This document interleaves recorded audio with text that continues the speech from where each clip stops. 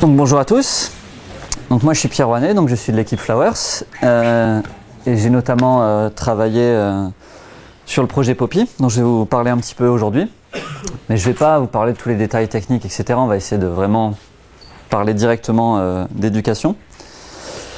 Donc pour ceux qui ne connaissent pas le robot Poppy, donc on a fait cette petite vidéo qui est un peu le moment où vraiment le projet a décollé. Donc en fait, ça a commencé avec ce robot humanoïde donc, que vous pouvez voir là, donc il fait à peu près 80 cm de haut.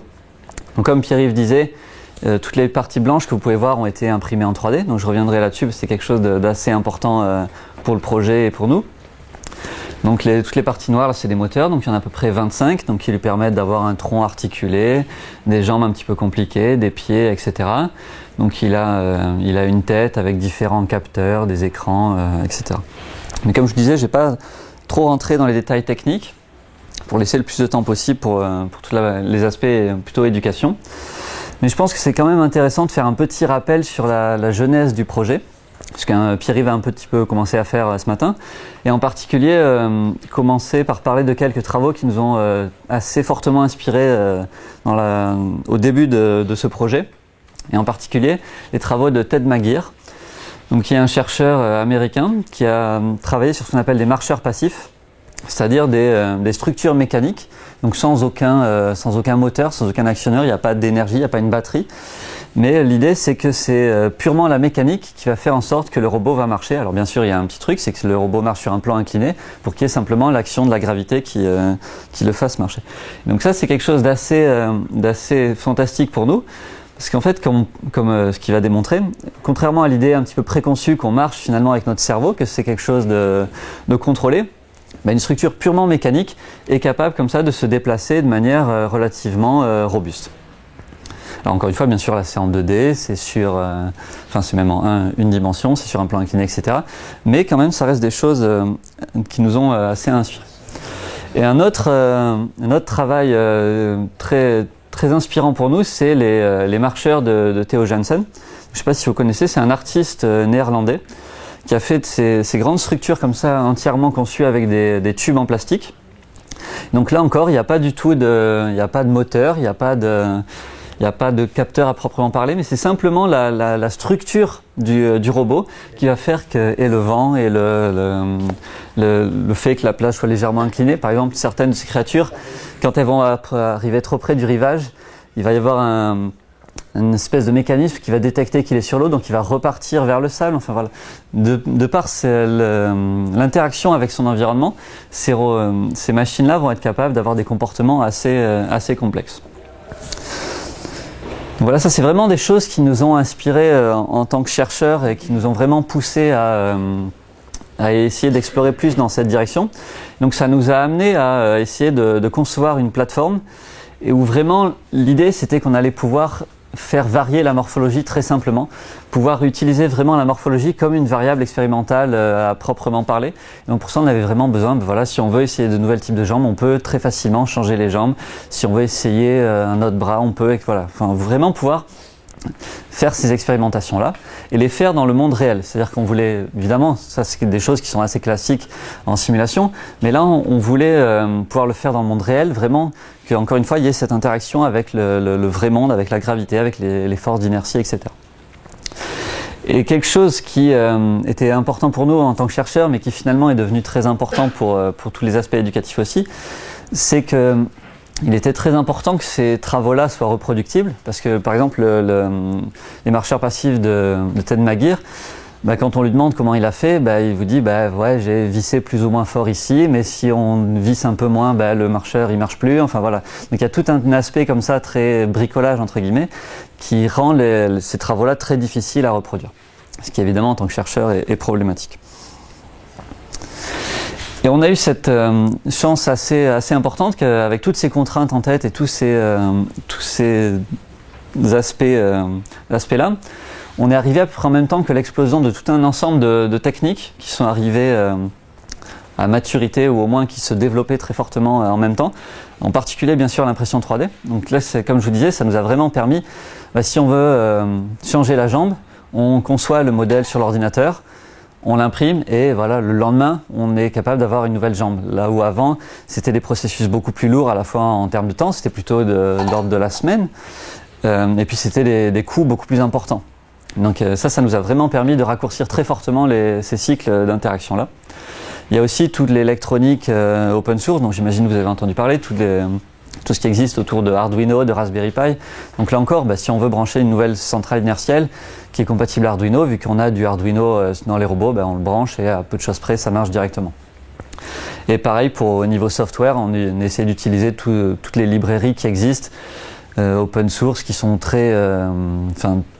qui sont maintenant arrivées à maturité en tout ce qui est en robotique. Et donc finalement, avec toutes ces technologies-là, si vous voulez créer un Poppy humanoïde, ça ressemble à peu près à ça. C'est-à-dire que vous commandez tous les moteurs, vous faites imprimer toutes les pièces, et avec pas mal de patience et pas mal de vis, vous assemblez le robot. Mais finalement, il n'y a pas de processus très compliqué là-dedans. C'est un peu un mécano pour adultes, si vous voulez. Et une manière un petit peu qu'on a eu de valider ça, c'est que tous les robots Poppy que vous allez voir finalement au cours de ces 2 jours, la grande majorité ont été assemblés par des stagiaires de l'équipe qui, pour leur première semaine, quand ils arrivent, on leur demande d'assembler un robot. Et ça nous permet de valider qu'effectivement notre documentation, tout ça, le processus est effectivement reproductible même par une personne qui n'est pas roboticien a priori. Donc évidemment tout ça n'aurait pas vraiment de sens si l'ensemble que ce soit à la fois logiciel mais aussi toutes les pièces imprimées en 3D, toutes les cartes électroniques étaient open source, donc c'est vraiment ce qu'on s'est attaché à faire. Et du coup forcément vu que on s'est attaché à ce que on puisse faire une morphologie sur laquelle on puisse itérer, sur laquelle on puisse modifier, hacker très facilement, forcément la famille Poppy s'est très rapidement agrandie. Donc on est parti de Poppy humanoïde, mais assez vite on a fait Poppy torso, donc où en gros pour simplifier on a coupé le robot en 2, donc on a gardé que la partie supérieure. Donc d'une part parce qu'effectivement ça permet de diminuer le coût très fortement. Juste pour information, là la plateforme entière ça coûte à peu près 8 000 €, donc c'est les moteurs qui font ce prix-là. Et là forcément on divise à peu près par 2. Un autre avantage très important, c'est que là, ce que vous voyez, en fait, la base un petit peu conique, c'est dedans, il y a une ventouse. Donc ça permet de très simplement, on l'amène, on l'attache à une table et voilà, il n'y a plus tous ces problèmes d'équilibrage. On peut le poser sur la table dans une salle de classe et voilà, le robot ne bouge plus. Donc vous pouvez voir aussi que là, il y a une petite tête avec une caméra, donc on peut imaginer des choses un peu comme ça. On est en train de travailler là-dessus. Donc il y a aussi Poppy Ergo, qui est peut-être finalement le vrai ancêtre de la famille Poppy. En fait, c'est les robots qu'on avait développés pour une exposition à la Fondation Cartier il y a quelques années déjà. Et c'est un peu là qu'on s'est rendu compte que faire des robots qui devaient marcher 7 jours sur 7 pendant plusieurs mois, c'était pas si simple, et qu'il y avait tout un tas de problématiques assez complexes. Donc là, on vient de refaire une version où cette fois toutes les pièces sont encore imprimées en 3D avec la ventouse, etc. Et il y a les petits nouveaux, donc les Ergo Junior, où là, en fait, on utilise donc c'est toujours les mêmes moteurs, mais c'est une gamme beaucoup plus low cost. Là, c'est 20 $ le moteur. Donc, par exemple, chacune de ces créatures coûte à peu près 200 €. Et donc là, l'idée, c'est d'une part d'avoir la carte embarquée. La carte est aussi embarquée sur les créatures torse ou humanoïdes, comme je vous ai montré dans la tête. Mais là, directement sur la base, on vient mettre une Raspberry Pi ou ce genre de carte. On peut mettre une caméra aussi. Et voilà, là on a une plateforme très simple, beaucoup plus low cost et qui permet déjà de faire tout un tas de choses très intéressantes dont je laisserai mes collègues après discuter. Et pour la petite histoire, les Ergo viennent de la lampe Pixar à l'origine, ça nous a pas mal inspiré. Et donc on a voulu tester, et même si ces moteurs sont pas chers, ils ont quand même suffisamment de pêche pour arriver à faire sauter l'Ergo. Pardon ? Donc alors autour du projet Poppy, c'est développé tout un ensemble d'activités autour que ce soit des sciences, des arts. Donc je n'ai pas du tout en parler aujourd'hui, je voulais simplement mettre cette slide pour s'il y a des personnes qui sont intéressées par tous ces aspects-là, qui n'hésitent pas à venir voir les uns et les autres au cours des 2 jours, on pourra en parler plus longuement, mais là on n'a tout simplement pas le temps de l'évoquer. Donc avant de laisser la parole à mes collègues pour parler vraiment des aspects éducation, juste un petit clin d'œil, c'est très inspiré par nos collègues de Mopia. on s'apprête à créer une association, donc qui va s'appeler des robots en basket. Parce qu'évidemment, la première chose que tout le monde dit quand on voit Poppy, c'est qu'il a des baskets. Donc du coup, on s'est dit qu'il fallait qu'on appelle l'association comme ça. Et donc voilà, on réfléchit très fortement à créer une association avec des ambitions finalement très proches de ce que Mopia veut faire en termes de diffuser la robotique et tous les aspects éducatifs qu'on peut faire autour de ça. Donc je vous remercie de votre attention et puis je vais laisser mes collègues continuer. Tu manges.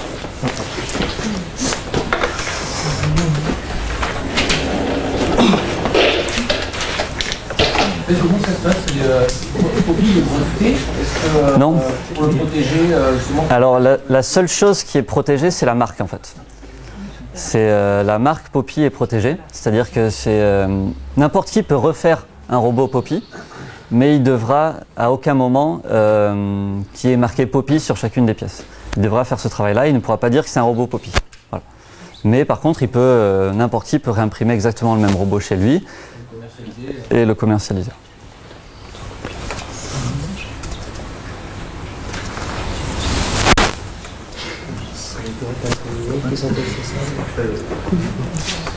Ouais. Moi, il est relié à un fil, c'est l'alimentation. Oui, c'est ça. Envisager une alimentation autonome. Oui. Alors sur les petits, ça sera le cas. Parce que c'est beaucoup plus simple, il y a besoin de moins de batterie, etc. Sur les grands, nous on n'y travaille pas tellement, mais il y a des gens de l'ENSAM, c'est ça Mathieu? Ouais. Qui travaillent effectivement sur ces questions-là. Donc c'est l'avantage aussi de tout mettre en open source, parce qu'il y a une communauté qui se crée, vu qu'on ne peut pas travailler sur tout. On n'est pas assez nombreux pour ça, donc voilà, il y a des gens, il y a des collègues à nous qui commencent à réfléchir à ça. Donc, je ne sais pas si peut-être tu auras plus d'informations à donner là-dessus. On aura l'occasion d'en parler. Voilà, bon.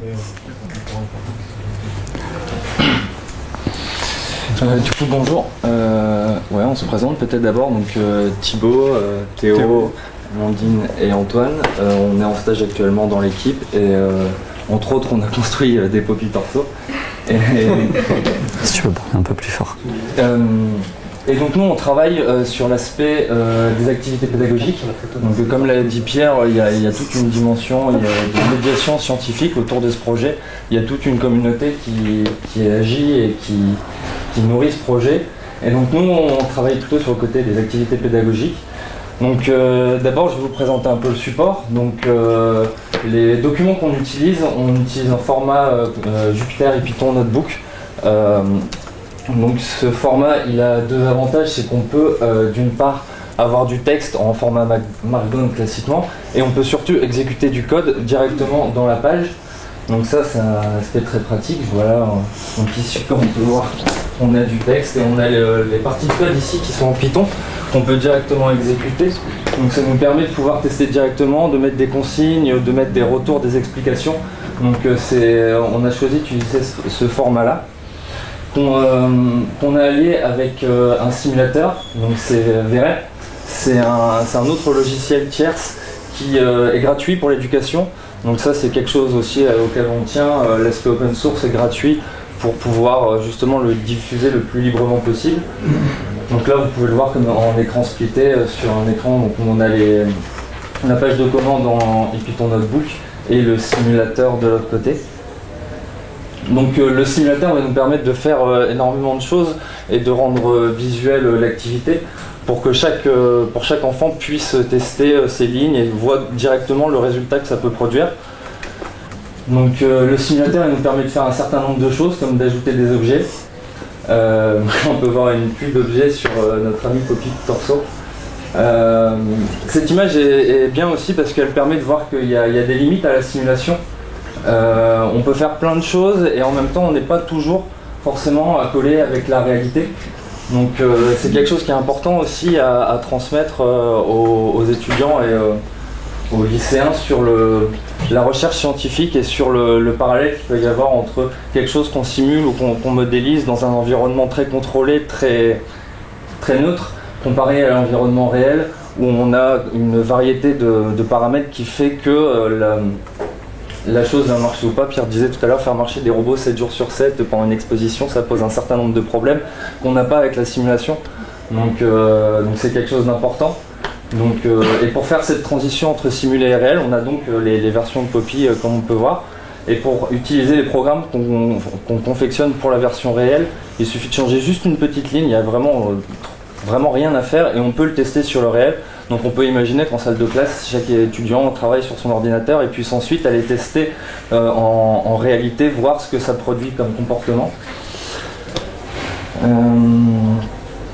Mais pour faire tout ça, il faut constituer donc des ressources. Donc nous, on a pour ambition de créer des packs clés en main, où justement on ait une fiche pédagogique pour l'enseignant et pour l'étudiant, pour que les deux soient aptes à travailler ensemble et à créer effectivement quelque chose ensemble. Mais avant de faire ça, on a dû constituer des ressources. Donc ça, c'est vraiment indispensable, c'est l'installation, la construction, l'utilisation.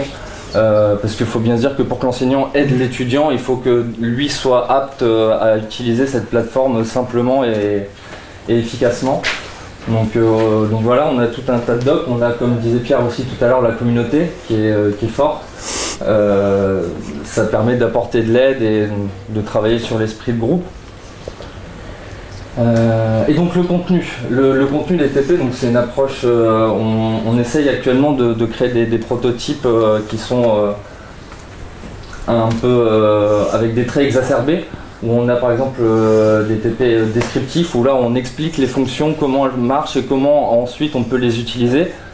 On a d'autres types de TP où on n'explique pas directement comment marchent les fonctions, mais par plusieurs démonstrations, en faisant varier des petits paramètres. L'étudiant doit être apte à voir les variations qu'il y a dans le comportement qui sont issues du code. Donc c'est de toutes petites variations et par comparaison pour essayer de comprendre comment ça fonctionne. Et donc après il y a les outils classiques de la motivation, de la gestion de la motivation, le storytelling, le jeu, tout ça pour motiver l'étudiant qui n'est pas forcément toujours motivé en classe. Donc il faut aussi qu'il y ait quelque chose de ce côté-là pour les inciter à progresser. Et donc voilà, moi je vous ai présenté un peu Python, mais il faut savoir aussi qu'on peut faire plein d'autres choses, pas qu'en Python, on n'est pas forcément sur un mode textuel, mais je vais vous laisser Théo en parler, il en parlera certainement mieux que moi. Voilà, merci. Donc, de la même façon qu'on peut programmer le robot en Python, toutes les librairies pour contrôler le robot sont faites en Python, on peut utiliser un langage de programmation visuelle pour le contrôler. Donc, je pense que certains d'entre vous connaissent Scratch. Nous, on n'utilise pas Scratch, on utilise Snap. Snap est un fork de Scratch. Fork, c'est un mot informatique pour dire un dérivé. Donc, comme vous pouvez voir, les deux interfaces sont très similaires, mais ils ont quand même quelques différences. Donc, juste pour ceux qui ne connaissent pas Scratch et Snap, l'idée c'est un logiciel de programmation par bloc qui du coup ne nécessite pas de connaître la grammaire du langage de programmation et qui est donc très utile pour faire des initiations à la programmation à des enfants ou permettre à des personnes simplement non techniques de facilement programmer le robot. Là l'idée c'est qu'on imbrique, on prend les blocs sur le côté gauche et on peut les faire à coup de glisser-déposer, les imbriquer les uns dans les autres pour faire les actions suivantes. Pourquoi utiliser Snap au lieu de Scratch, étant donné que Scratch est beaucoup plus connu. Donc la première chose c'est que Snap est entièrement écrit en HTML5 et JavaScript, donc il s'exécute dans un navigateur, il ne nécessite aucune installation, on peut l'utiliser sur n'importe quelle plateforme, que ce soit n'importe quel PC, tablette, tout ce qui est un navigateur peut utiliser Snap. Ce qui est dans la même idée qu'on peut utiliser, comme l'a expliqué Thibaut, les notebooks Jupyter qui permettent d'exécuter du code Python dans le navigateur. L'idée est que l'utilisateur final n'ait rien d'installé dans sa machine, que seul un navigateur lui suffise pour contrôler son robot, que ce soit autant en Python qu'en langage de programmation par bloc. Une autre fonctionnalité très intéressante pour nous de Snap, c'est qu'il a été fait à la base pour pouvoir faire ses propres blocs. Autant quand il a été créé, son ancêtre s'appelle Build Your Own Blocks. L'idée était de permettre à l'utilisateur de faire ses propres blocs, alors que Scratch ne le permettait pas. Et enfin, il permet d'aborder des concepts de programmation plus avancés, notamment de la programmation fonctionnelle. Là où Scratch, comme l'a expliqué Pierre-Yves, s'inspire du langage Logo, Snap, lui, tire plutôt ses origines du Scheme, du coup un langage de programmation fonctionnelle. Comme petit exemple, on peut voir, là ce serait un bloc fait par l'utilisateur qui fait l'équivalent de la fonction mathématique f rongé, qui va appeler la fonction f avec en paramètres d'entrée les résultats de la fonction g. L'idée du coup de Snap, c'est que ça permet de faire à la fois tout ce que permet Scratch, donc d'initier les plus jeunes à la programmation, mais à la fois de faire des choses plus avancées et donc de présenter des concepts plus avancés. Il est notamment utilisé à l'université de Berkeley, là où sont les créateurs, comme cours de programme, comme support de cours de programmation pour des étudiants en licence. Il a aussi quelques inconvénients. La communauté de Scratch est énorme. Celle de Snap est plus petite. Toutefois, elle n'est pas moins compétente. C'est deux créateurs, James Manning et Björn Harvey, sont très présents dans la communauté et répondent à n'importe qui très rapidement. Étant donné qu'il est exécuté dans le navigateur en JavaScript plutôt qu'en code natif, il consomme plus de ressources, donc ça peut être un souci avec du vieux matériel informatique.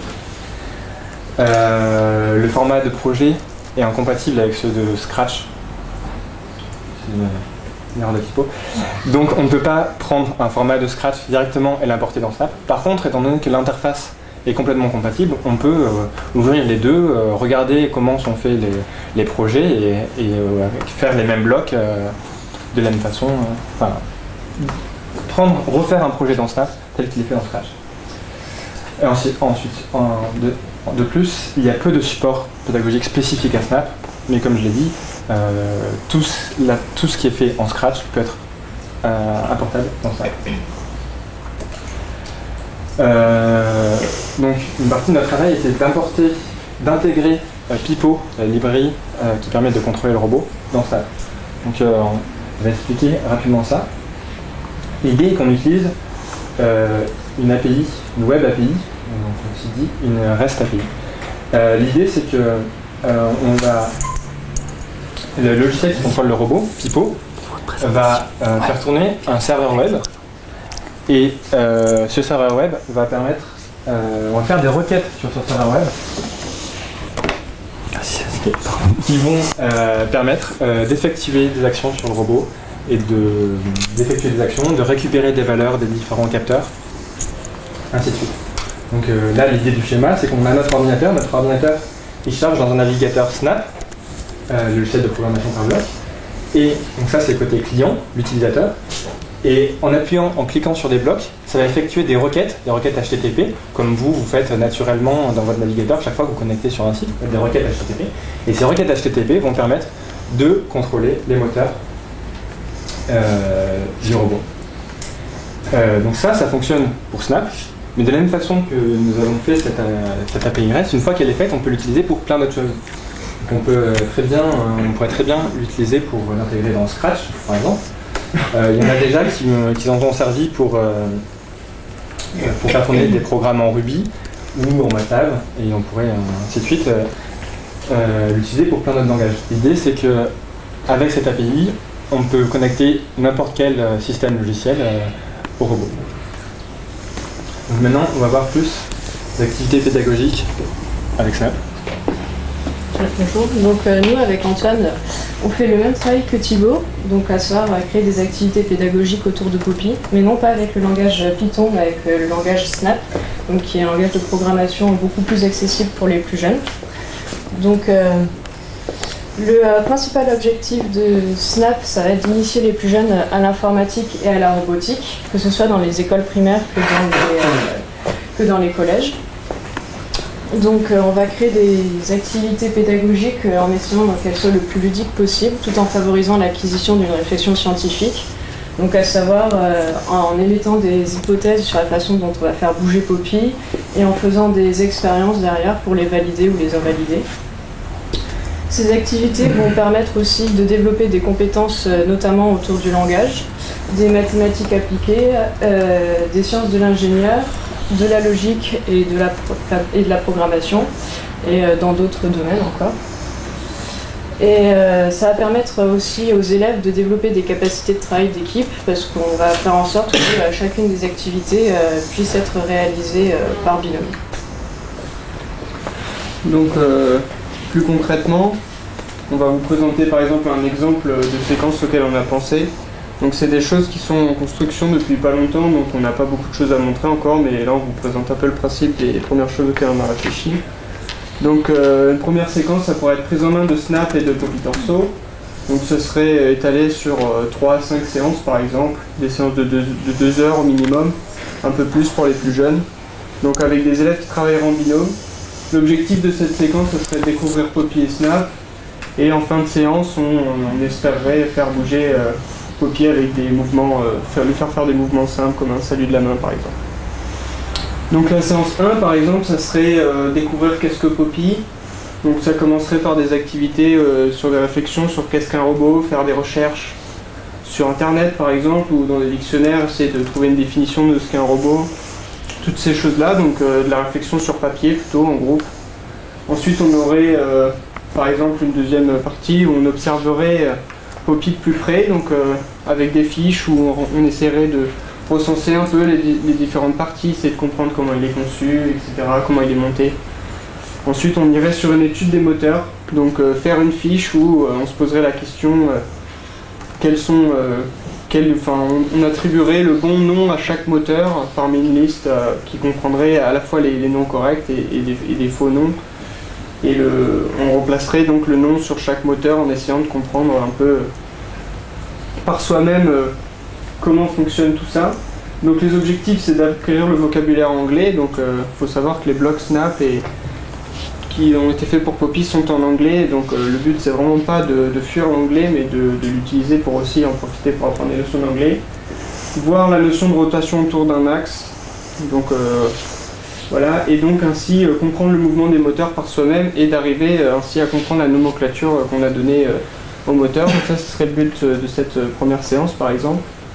La deuxième séance, ça serait autour de découverte de Snap. Donc pareil, on commencerait sur des activités sur papier, se poser la question qu'est-ce qu'un langage de programmation, comment est-ce qu'on arriverait à communiquer avec la machine. Puis ensuite on passerait sur les ordinateurs pour découvrir Snap et VREP, être introduit au premier bloc, etc. Voir un peu à quoi ça ressemble, les interfaces, tout ça. Donc encore une fois, une fiche sur les blocs, essayer de faire comprendre par eux-mêmes aux élèves à quoi peuvent bien servir les blocs, comment est-ce qu'ils vont pouvoir les remplir, tout ça, et ensuite tester directement sur Poppy ou sur VREP un peu le résultat, voir si on a réussi à deviner ou qu'est-ce qu'on n'a pas compris. Et on testerait ensuite tous les moteurs, on remplirait un tableau par exemple pour voir un peu comment réagit chaque moteur, rentrer les valeurs des angles, à quoi ça correspond, pour continuer à approfondir des notions d'angle orienté, toutes ces choses-là. Donc les objectifs, comprendre, utiliser les blocs de base, leur fonctionnement et approfondir les notions de mathématiques qu'il y a derrière. En conclusion de cette séance-là, ce serait premier essai de mouvement simple avec Poppy par exemple. Et enfin, en dernière séance, on ferait se mouvoir Poppy. Donc là, on aurait des exercices par exemple, où on programmerait des mouvements imposés sous forme d'exercices. Donc sans VREP, dans un premier temps, donc pour forcer les élèves à faire une étude préalable, décomposer le mouvement en des mouvements élémentaires, puis ensuite rechercher quelle séquence on ferait de blocs sous Snap, et ensuite seulement tester le résultat sur Snap pour voir si on a réussi à faire la séquence d'un coup ou pas, et ensuite pouvoir analyser ses erreurs et tout ça. Donc la conclusion, ce serait, et en conclusion, on pourrait introduire de nouveaux blocs, comme le bloc repeat, qui est l'équivalent de la boucle for dans d'autres langages de programmation.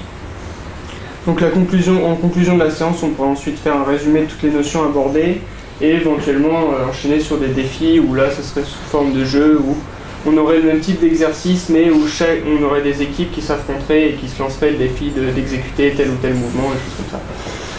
Donc ça, c'est un exemple d'activité qu'on peut faire avec les élèves autour de Poppy et de Snap. Donc l'approche pédagogique, c'est une approche qui qui alternerait donc travail sur papier avec des fiches à remplir, des questions à se poser, des choses comme ça, travailler en groupe, interagir. Et ensuite des essais sur copie pour tester son travail, pour voir si on a réussi à deviner juste ou analyser et apprendre de ses erreurs.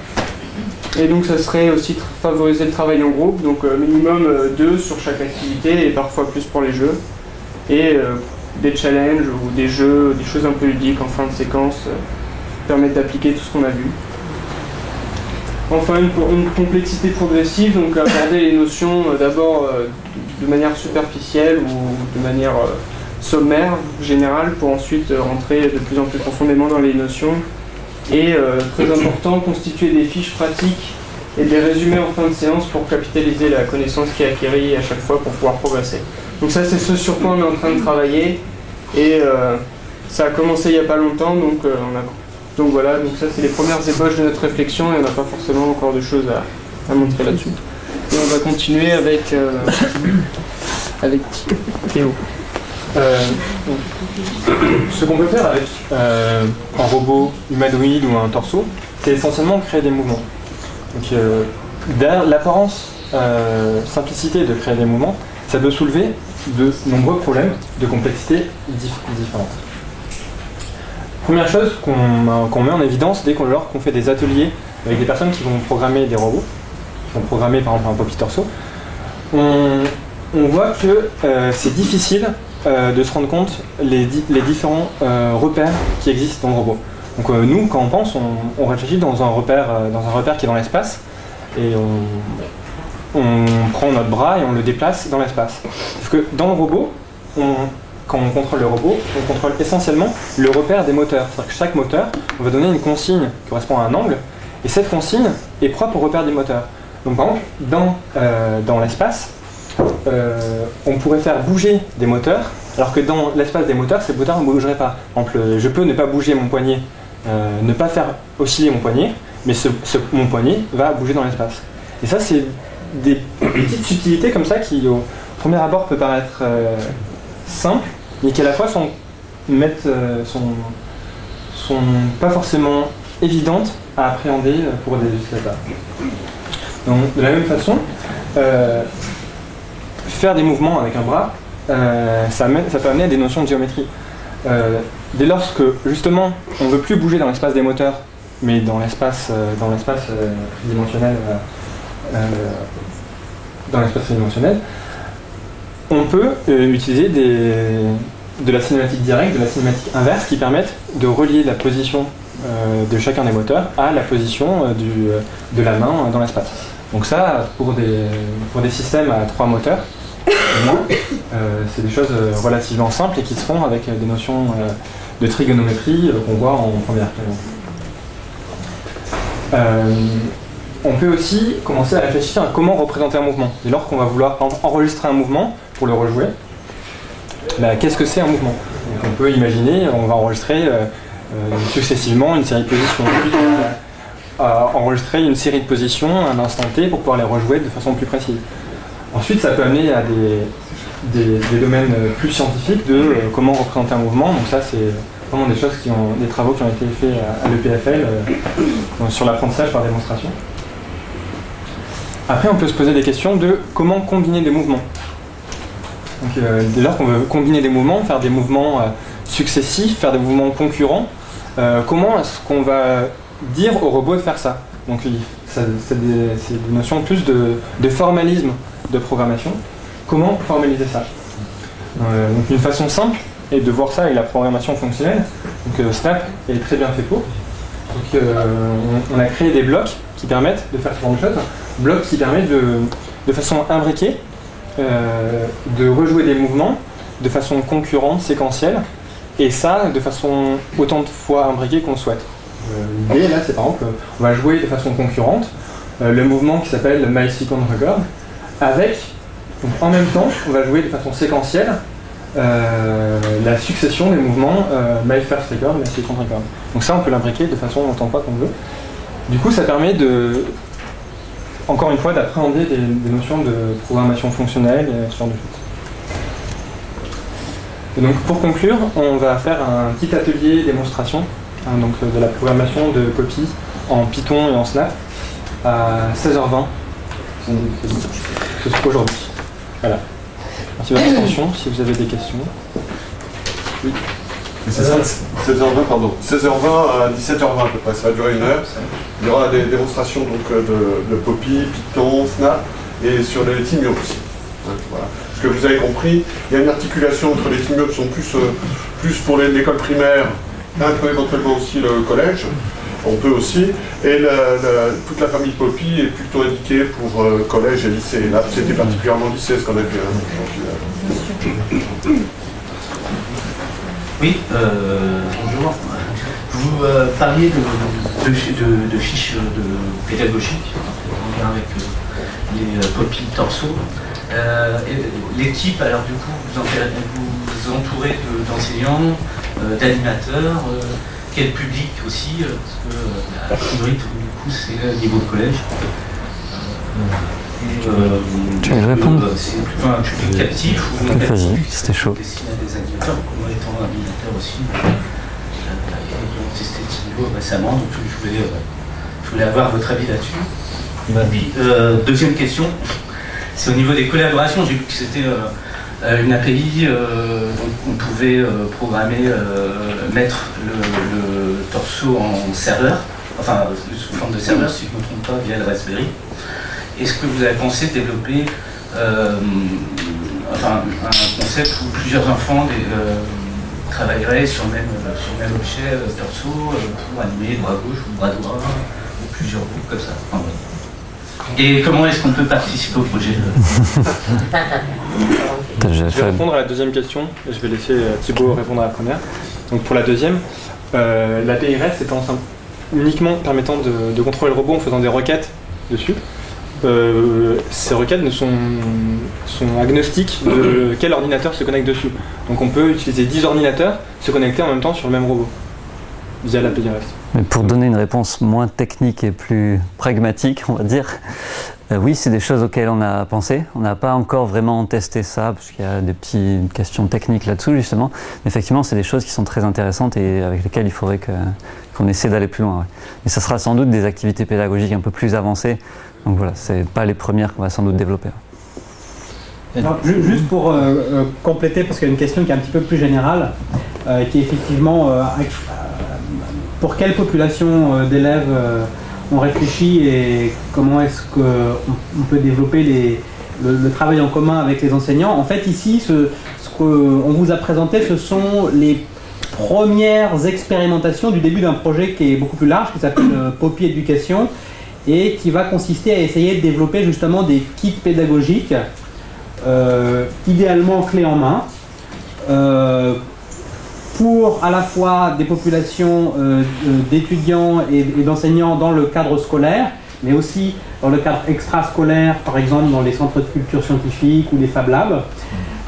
Les tranches d'âge visées, c'est plutôt le lycée, mais également une partie pour post-bac et une partie pour le collège, mais on va dire le centre qu'on va le plus viser, c'est plutôt le niveau lycée. Et dans ce contexte-là, en fait, aujourd'hui, il y a en termes donc nous, on vise à la fois développer des kits pédagogiques et de faire des expérimentations, surtout dans les 2 années qui vont venir. Et on a déjà, en fait, un certain nombre d'interactions avec des enseignants, notamment par un groupe que Didier anime, et il pourra sûrement en parler un petit peu plus tard, un groupe d'enseignants qui sont très à la pointe de ces expérimentations-là, mais qui est un groupe ouvert et où justement on serait ravis d'accueillir de nouveaux membres. Et donc sur le terrain, il y a un certain nombre d'enseignants avec lesquels justement on réfléchit au contenu et aux expérimentations. Et puis par ailleurs, peut-être que demain, Sabrina Kaliaros, qui est la déléguée au numérique et pour l'éducation auprès du recteur, en dira quelques mots. On développe aussi des collaborations au niveau institutionnel entre l'INRIA et le rectorat et puis d'autres institutions. On travaille aussi avec par exemple le réseau Canopé pour que un réseau d'expérimentation puisse se mettre en place. Voilà, donc en fait, l'un des enjeux aussi de ces 2 journées aujourd'hui, c'est de de permettre de créer ces petits liens, ces connexions entre les personnes qui développent des outils et puis les gens qui vont être des utilisateurs sur le terrain. Mais en fait, les utilisateurs qui sont les enseignants peuvent aussi être des contributeurs, des créateurs, parce que évidemment tout ça c'est un projet open source, et l'idée d'un projet open source c'est que c'est pas simplement ouvert à tout le monde pour l'utilisation, mais c'est ouvert à tout le monde pour la contribution, tant sur les plateformes matérielles et logicielles que sur le contenu pédagogique lui-même. Le contenu pédagogique, nous on imagine que dans cet écosystème-là, il soit aussi open source, sous des licences de type Creative Commons, et donc qu'il soit librement accessible à tout le monde, et gratuitement. Et juste pour compléter, donc le petit groupe de travail, si on peut dire ça comme ça, qui est composé de profs du primaire, du secondaire, du supérieur, de chercheurs de l'équipe, se réunit de temps en temps. On a fait ça pour des séquences autour du Timian. Mais comme le disait Pierre-Yves, c'est un groupe qui est ouvert. Si vous êtes intéressé pour participer à ces travaux-là, c'est avec grand plaisir. On va essayer d'utiliser les mêmes procédés donc pour la famille Poppy, c'est-à-dire de développer l'équipe pédagogique clé en main. Là ce que font les personnes qui viennent de vous présenter les choses, c'est qu'ils commencent à titiller un peu le terrain, voir ce que ça peut donner. Donc leurs premières expérimentations, c'est ça. Ils bâtissent des premières séquences, mais après, évidemment, il y aura un design qui sera fait avec des enseignants, des tests dans les classes, etc. Voilà, c'était pour démarrer. Bon, une question. Juste pour finir quand même, parce que pour les contributions, donc il suffit de Poppy Project, donc Google, et sur le forum ou même sur le site web, on a les adresses mail. Mais sur le forum, on peut contribuer, on peut rédiger son topic, enfin, c'est très rapide. Et pour le code en lui-même, il est hébergé sur GitHub si on veut. Vous avez des sites internet sur la feuille, hein? Ouais. Oui, Stéphane. Oui, alors moi je suis Iria Phil. Oui. J'espère que ce sera une forme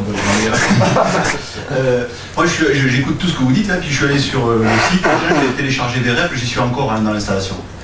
J'ai passé 2 semaines, je suis nul, je suis maître de conférence 61e, c'est génie informatique, mais j'ai toujours pas installé VREP, quoi. Ça marche pas, bon. Donc voilà. Après, quand j'ai écouté la première présentation qui fait appel à des gens qu'on aime bien, Piaget, voilà, des choses comme ça, et quand je vois votre présentation, je suis désolé, je suis un peu critique, mais quand je vois votre présentation sur les cours et que j'entends il va falloir forcer les élèves, c'est du Skinner, quoi. C'est plus du Piaget, c'est-à-dire on passe par des tâches. Et il faut absolument que les tâches soient... Il faut la faire, sinon tu passes pas à autre chose, quoi. Et en plus, on se méfie, sinon Poppy te fout une baffe, quoi. Donc, c'est juste une alerte, quoi. Attention à comment vous allez construire votre expérimentation. On peut aider, hein, si vous souhaitez, pas plus, pas moins, mais on peut vous aider. Parce que vous êtes en train de vouloir valider une tâche, parce que Poppy doit répondre. Et si Poppy ne répond pas, c'est que vous n'avez pas pu lui faire répondre. Et je pense que c'est pas comme ça qu'on va aller dans le bon sens par rapport à ce que vous voulez faire. Deuxième chose, si je peux me permettre, j'aimerais bien à un moment donné qu'on arrête d'utiliser le mot ludique pour apprendre. Le jeu, c'est le jeu, on peut apprendre en jouant, mais il y a des choses qu'on n'apprend pas en jouant. Il y a des choses où il faut se concentrer et on joue plus. Voilà. Et donc, l'activité ludique, et c'est mieux si on prend du plaisir pour apprendre, ça c'est sûr, hein, que de se faire taper dessus, voilà. Mais il y a des moments où apprendre, c'est pas ludique. Voilà, c'est la remarque que je me permets de faire. Bon,